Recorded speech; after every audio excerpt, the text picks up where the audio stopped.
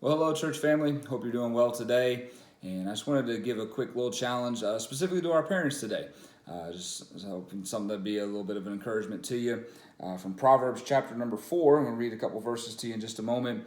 But one of the most intriguing stories to me, really, in all the Bible, is when God appeared to Solomon in a dream. 1 Kings chapter 3, where God comes to Solomon and he says, "Ask what I shall give thee."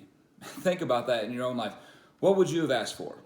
Power, money, fame. I mean, our brains can begin to just swirl with ideas of things that we might be interested in asking God for. If God, like he did to Solomon, came with pretty much a blank check and told him to ask whatever you want. And Solomon, as we know from the Bible, asked for wisdom. That just blows my mind. How did such a young man have that kind of discernment, that kind of level-headedness, that kind of spiritual discernment about him to ask for wisdom in that moment? Obviously, much credit goes to Solomon, and rightfully so, for choosing to ask for wisdom. But where did what allowed him to make that kind of decision? I believe it's because he had a father in the home that instilled that in him at an early age. In Proverbs chapter number 4, something interesting happens. In verse number 1, it begins, "Hear ye children the instruction of a father, and attend to no understanding. For I give you good doctrine, forsake ye not my law. For I was my father's son, tender and only beloved in the sight of my mother. He taught me also, and said unto me." In verse 4, a shift takes place. It goes from Solomon speaking to now Solomon is still writing, but now he's not giving his own words. He's telling us what his father taught him. We're basically kind of getting a sneak peek into a parenting session, if you will, between David and Solomon. And so really the rest of the chapter is not Solomon's words so much as it is what David, his father, taught him. And so picking up in verse 4 again, David says to Solomon, "Let thine heart retain my words, keep my commandments and live. Get wisdom, get understanding, forget it not, neither decline from the words of my mouth. Forsake her not, and she shall preserve thee. Love her, and she shall keep thee. Wisdom is the principal thing. Therefore get wisdom, and with all thy getting, get understanding." David made a made a big point to make sure Solomon understood the value of wisdom. What did David do then that caused his son to make the right kind of decisions? Right decisions, godly decisions, even after he was gone. Right? Isn't that the goal of us as parents, that we want our children to make right decisions, godly decisions when we're not around, or maybe even long after we're gone? That's what we want for our children, and that's what David was able to accomplish. How did he do it? Well, number one, we see that he emphasized the right things. In verse 7, he told Solomon, he said, "Wisdom is the principal thing. Therefore get wisdom." The word principal just means it's first or it's highest in rank. And so David is telling Solomon, look, there's a lot of things you can try to achieve. There's a lot of things you can do and do all that. But in all thy getting, get understanding. Understand that wisdom, it's the most important thing. It's the most valuable. It's the highest in rank. And so David begins to personify wisdom.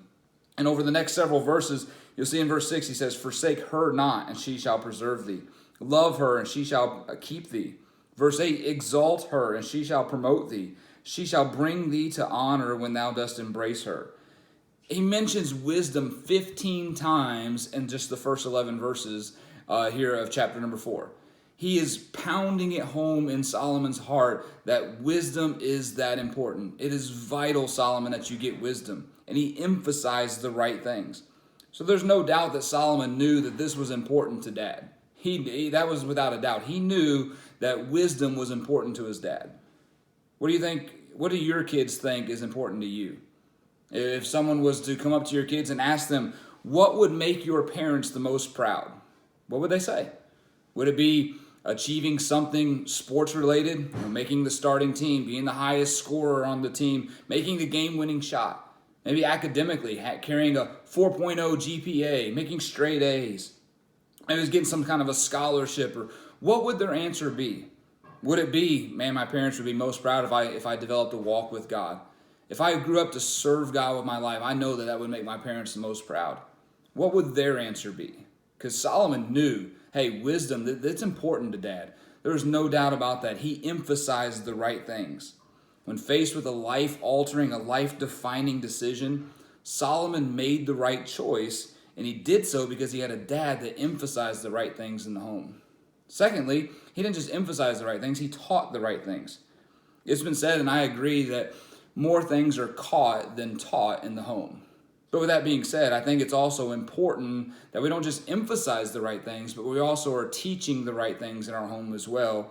Because if you're not actively teaching your children, someone else will. They're going to learn life's important lessons from somebody, from some perspective, from some point of view. And I think it's vital that they get it from you, that they learn about the big issues of life from their parents, from godly influences in their life. It's going to be done a great host of different ways, but things like having family devotions, just gathering around, reading the Bible together.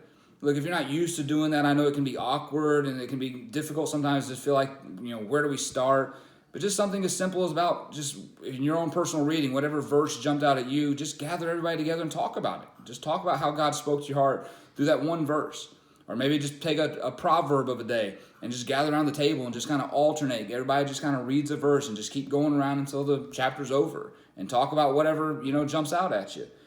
Family devotions, just dinner table conversations, bringing up important issues that they're going to deal with or things that they might already be going through with, and just talk about it from a biblical standpoint, from a godly perspective.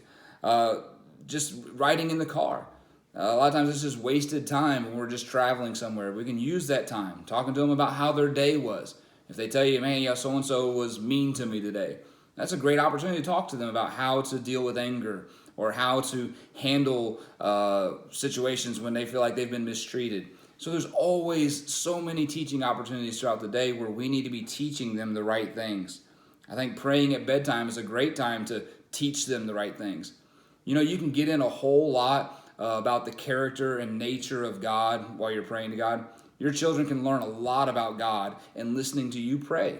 You can slip in a whole lot of doctrine and teachings about God while you're just praying with your children, things you want them to know about God. And they can learn that as they hear you pray for them and talk to your own Heavenly Father. So David emphasized the right things. He put a very high premium on wisdom. He taught the right things. It was in verse number 11, he said, I have taught thee in the way of wisdom. So he's emphasizing it. He's teaching it. But then lastly, number 3, he led the right way.